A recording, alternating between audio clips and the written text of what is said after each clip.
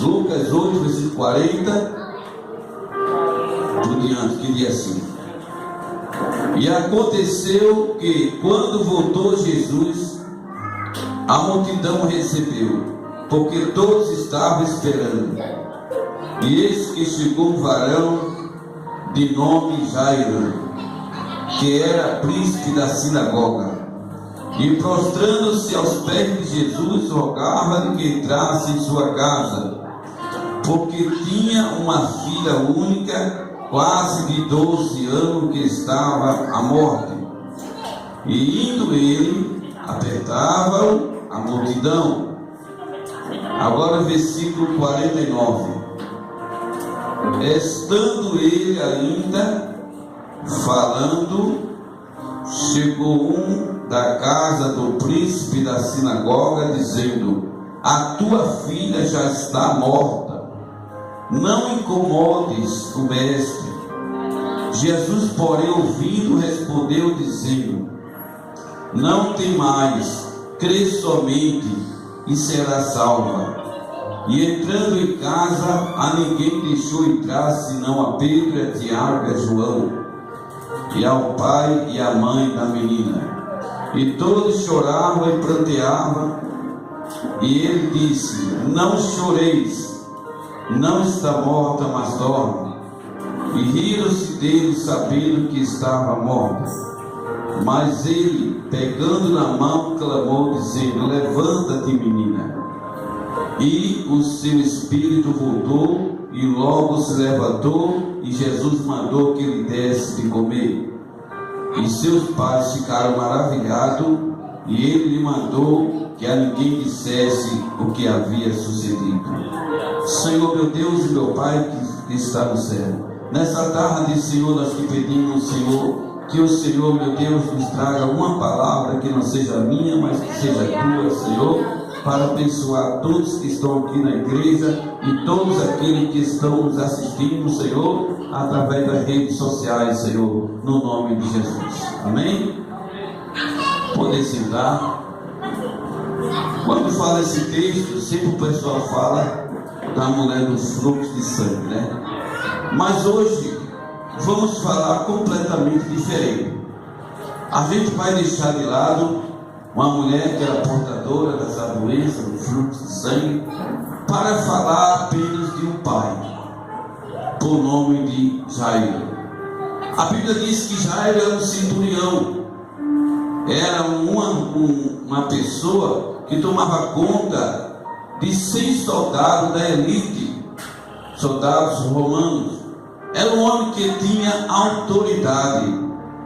E nos diz a palavra que aconteceu que, quando Jesus voltou, a multidão recebeu, porque todos estavam esperando. E eis que chegou um varão de nome Jairo, que era príncipe da sinagoga, e prostrando-se aos pés de Jesus, rogava que entrasse em sua casa. No momento em que Jesus estava ali ministrando a palavra, para surpresa de muitas pessoas, já vinha Jairo, chefe, capitão, um centurião, um homem de autoridade. E quando ele chega ali naquele local, eu imagino os olhares das pessoas para ele. Achei esse homem chegando aqui. Ele foi atrás de Jesus. Ele foi procurar Jesus. Em meio a tantas multidões, ele foi procurar Jesus. O que é que eu quero dizer nessa tarde? Por trás de muitas fardas de autoridade que estamos nos dias atuais, ainda por trás de muita farda, existem pessoas que procuram Jesus. Aleluia. Glória a Deus. Aleluia. Por trás de muita farda, muitas vezes esconde lá dentro o sentimento de pai. De sentimento de paz não é um sentimento qualquer. Às vezes nós olhamos muitas vezes para pastor, para ministro e para muita gente, às vezes de paletó e gravata, mas tem um sentimento de pai. Ele não sabia mais o que fazer. Um homem como Jairo era um homem que tinha os melhores médicos para cuidar de sua filha, e o estado dela era muito grave.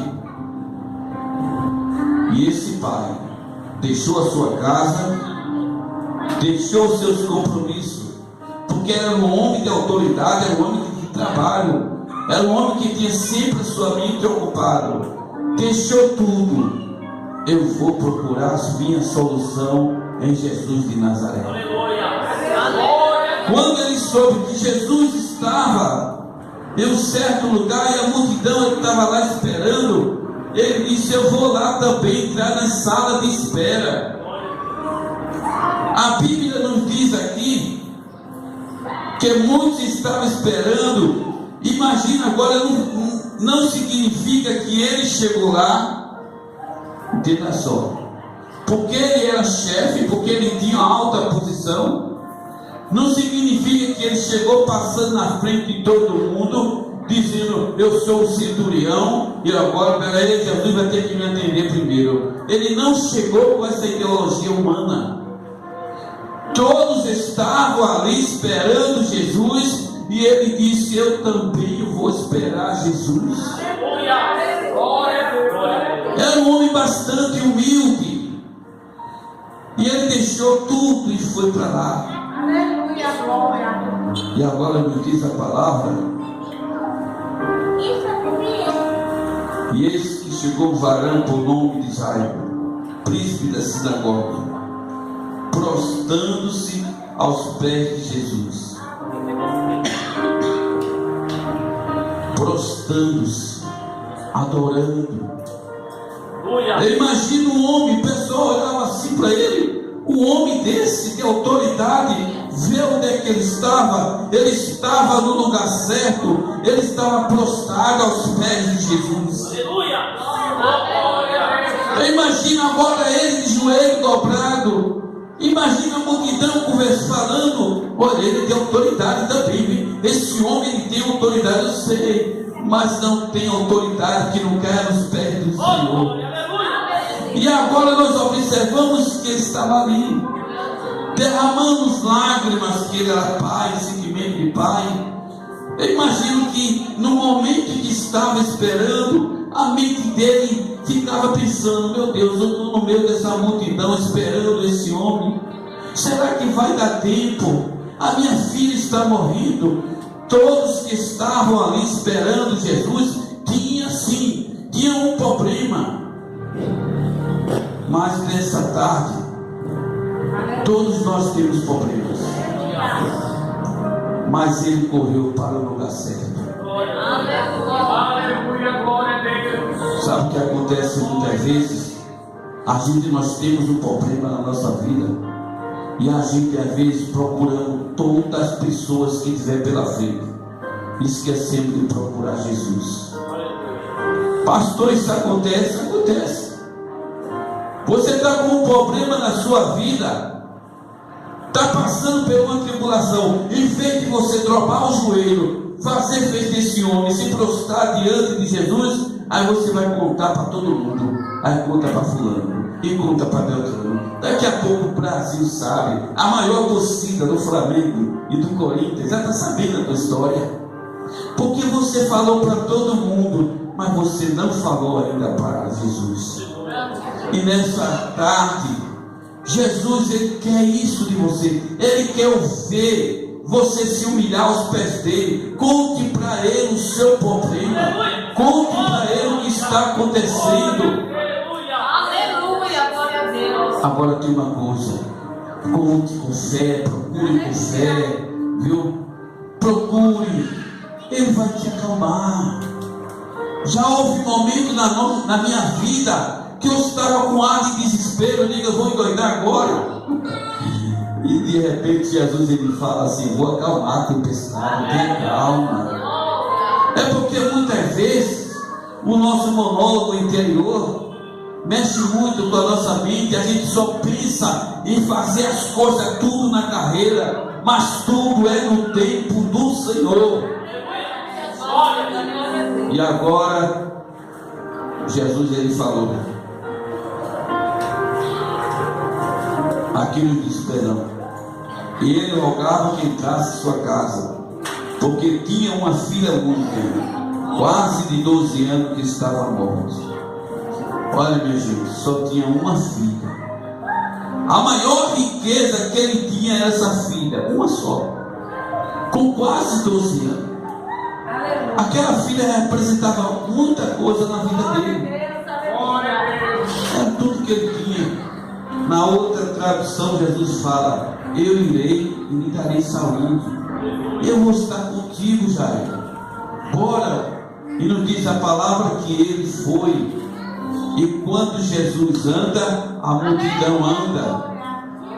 Eu imagino agora Jairo agora aproximando, indo para a casa dele. O problema estava na casa dele, no meio de sua família. A filha já desenganada.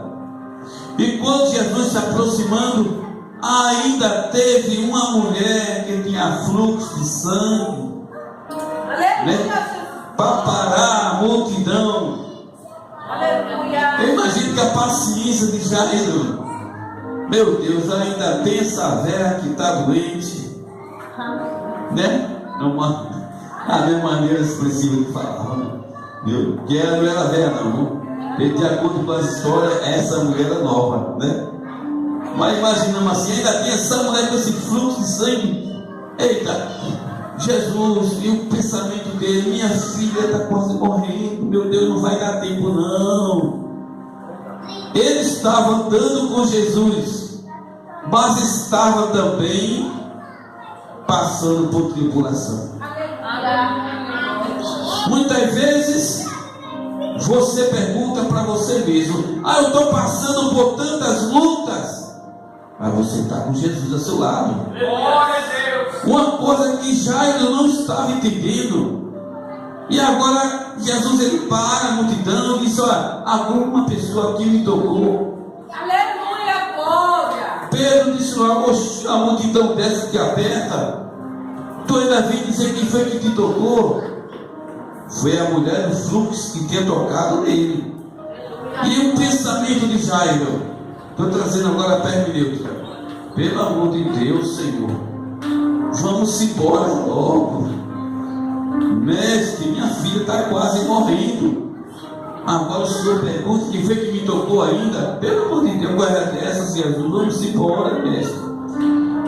Eu imagino que a lágrima de Jairo era muito forte, ele não sabia o que fizesse naquela hora. Mas não diz a palavra, depois que Jesus curou aquela mulher que estava com fluxo, ele foi para a casa de Jairo. Eu imagino a cada passo que dava, a cada andada de Jesus, eu imagino Jairo dizendo assim: anda mais ligeiro, meu Deus do céu, não vai dar tempo não. Porque Jairo era um homem que conhecia a fama de Jesus, mas ele não sabia que Jesus era o dono da morte. Ele opera milagre aonde for. Ele não sabia ainda, ele não entendia que aquele Jesus que estava com ele resolve causa impossível. Ele sabia, não, ele expulsa demônio, isso aí eu acredito. Não, Jesus resolveu, ele transformou água em vinho, sim, eu sei. Jesus, ele teve aquela conversa com Nicodemo, não, eu conheço. Mas Jesus fazer causa impossível, ressuscitar, eu acho difícil. Eu quero dizer nessa tarde, não tem nada impossível que o Senhor não venha resolver. Nada impossível. Às vezes o problema é lá do outro lado, é longe. Para chegar lá você nunca chega, mas se você fazer oração pela fé, a oração vai, Jesus vai lá. Ele vai. E agora nós observamos que Jesus agora ele foi se aproximando da casa de Jairo. Olha, uma coisa que me chama a atenção, o versículo 49. Estando ele ainda falando, chegou um da casa do príncipe da sinagoga, dizendo: a tua filha já está morta. Não incomode, irmão mestre. Imagina agora. Eu não sei porquê. Notícia boa demora a chegar. Notícia ruim é no instante. O rapaz já estava desesperado, não deixou nem Jairo chegar na sua casa, correu logo e disse: olha, não incomode mais o mestre. Incomode mais não. É o que, Jairo? A tua filha é? Oxe, já está morta já está toda dura, viu? Agora não tem jeito mais não. Imagina a boca de Jairo. Quando Jairo ia cair em desespero, veja o que é que Jesus falou aqui. Jesus, porém, ouvindo, respondeu dizendo: não temas, crê somente. Crê somente. Imagina aquele momento de desespero, queria se alterar, queria perder o equilíbrio emocional. Eu quero dizer nessa tarde: cuidado para não perder o equilíbrio emocional. Porque quando você perde o equilíbrio emocional, você perde o equilíbrio da razão e faz besteira. Eu imagino se Jesus não tivesse ali ao lado dele. Eita, tua filha morreu. Esse homem aqui podia fazer uma loucura. Quem sabe se jogar em frente do carro de cavalo ou fazer qualquer coisa. A gente sabe a dor que é para um pai e uma mãe quando perde um filho. Viu? Imagina a situação que ele estava. Aí Jesus, naquela hora, Jesus primeiro, diz a palavra, Jesus ouvindo o que os fofoqueiros foram falar: olha, a tua filha já está morta. Imagina, Jesus ouviu essa palavra, olhou para ele e disse: calma, crê somente. Ele estava dizendo: está difícil, meu filho, eu vou resolver essa situação, calma. Aleluia. Aleluia. Aleluia, glória a Deus. Glória para o teu nome. Louvado seja o nome do Senhor. Louvado seja o teu nome. E entrando em casa, a ninguém deixou entrar senão a Pedro e a Tiago e a João. Jesus fez certo. Sabe o que acontece muitas vezes hoje em dia? Isso aí é excepção de pessoa. Jesus fez excepção. Jesus fez excepção. E entrando em casa, a ninguém deixou entrar.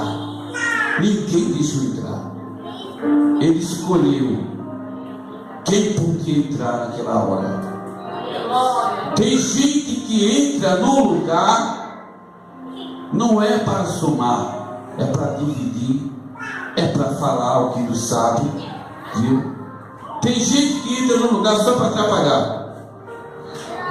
Há multidão de gente, todo mundo querendo entrar. Não vai entrar ninguém. Não vai entrar ninguém. Ele se separou. A Bíblia diz que estava com quem? Com os discípulos. Não só estava somente com Pedro, Tiago e João. Aleluia. Ele estava com os 12. Você imaginou? Espera aí, vamos entrar. Espera aí, ninguém vai entrar não. Só quem vai entrar é Tomé. Entra, Tomé. Tomé entrasse. Tomé, quando olhasse para aquela menina, dizia: aí já era, não é de cura não. Aí Jesus, falando para Tomé, dizia assim: não, mas vou ressuscitar. Quem? Tu? Ressuscitar essa menina aí? Mas não, essa daí não se levanta não. Jesus ia chamar um homem desse? Não. Sabendo que o homem duvida de tudo, a dúvida, ela faz com que a gente não cresça no ministério, não cresça na obra, atrapalha aquele uso da fé. Então ele não ia chamar Tomé. Eu vou chamar Tomé para quê? Não. Outro discípulo. Vamos lá pensar em outro discípulo que ele podia chamar e não chamou. Bartolomeu, ele não chamou. Hã? Não chamou Bartolomeu. Não chamou Tiago. Não, Tiago chamou isso. Ele escolheu as pessoas sérias. Sim, outro camarada, não estou querendo me lembrar. Judas. E Jesus tem juízo, minha filha. A filha de Jairo morta. Judas, por gentileza. Bora, mas eu. Quem? Judas? Não. Eu vou chamar um homem desse para essa grande obra? Não. Fica lá mesmo. Que Judas tinha pena de ninguém, viu? Aí ele fez a sua escolha. Aqui nos diz a palavra.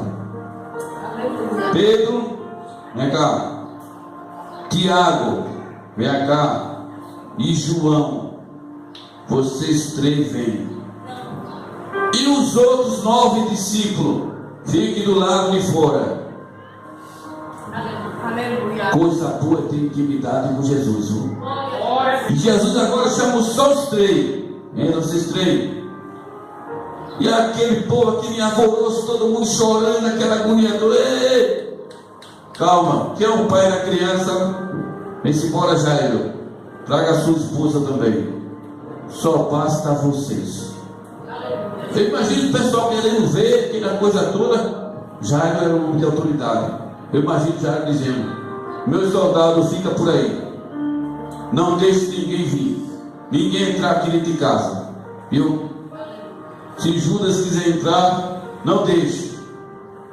E principalmente esse Tomé. Ninguém aí. Viu? Não quero ninguém. Apenas as pessoas que Jesus disse que tem que entrar.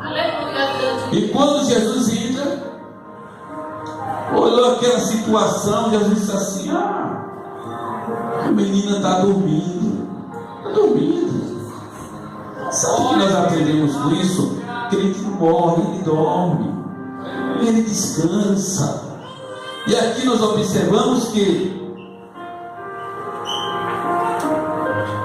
começaram a rir dele, sabendo que estava morto. Os pais começaram a rir, mas não é aquele sorriso de humilhando os outros, colocando para trás, não.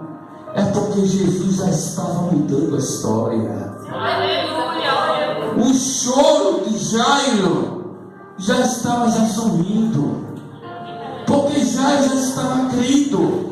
Jesus disse: crê somente, que eu sou a solução. E quando Jesus disse: ela está dormindo, eu imagino que Jairo já acreditou. Eu acredito. E o choro que estava nos olhos de Jairo e de sua esposa já começou a transformar em alegria. Antes do milagre acontecer, ele já estava agora sorrindo, estava sentindo um gozo na alma. E agora estou sentindo mais alegre, eu estou sentindo mais aliviado, porque o mestre dos mestres, o Senhor dos senhores, disse que ela estava dormindo. Isto é sinal de vida, de vitória. Você sabia que muitas vezes, um exemplo trazendo para o dia de hoje, às vezes a pessoa está lá no UTI passando mal, aí a pessoa vê: o fulano está nos aparelhos. A pessoa se sente, né? Mas existe uma esperança. Quando de repente aquela pessoa: olha, fulano já saiu do aparelho, já não está mais no UTI, já está no isolamento, a pessoa se alegra, porque é mais um passo de vitória. Então, quando Jesus estava falando aqui: olha, calma, a menina está dormindo, ele estava dizendo: você não imagina o que é que eu vou fazer agora. E agora nos diz a palavra de Deus: e ele, pegando na mão, clamou dizendo: levanta-te, menina. E o espírito voltou, e ela logo se levantou. E Jesus mandou que desse de comer. Olha, todas essas palavras que a gente fala, nós só entendemos pela fé. A palavra de Deus só entendemos pela fé. Eu creio nessa palavra. E se você nessa tarde você crê no Deus do impossível, Ele vai fazer grandes coisas na tua vida. Pode tudo estar dando errado, mas a partir de hoje profetize: vai dar tudo certo na minha vida. Amém. Glória a Deus. Uma coisa que nós podemos aprender com esse homem, ele mesmo passando por luta, passando por circunstâncias, ele deixou a sua casa, soube esperar ao tempo certo a chegada de Jesus. Tem pessoas que não sabem esperar, mas nós temos que saber esperar. Ele soube ter paciência quando estava andando com Jesus no caminho daquela rua. E por último, ele creu que Jesus ia fazer um milagre na vida da família dele. Então, que essas palavras possam colocar nos vossos corações. Creia, viu? Você pode perder tudo nessa vida, mas não perda a fé. A fé é a coisa mais, a arma mais poderosa que você tem dentro de você. Porque quando tudo está perdido, aí Ele aparece na sua vida para lhe dar vitória. Amém?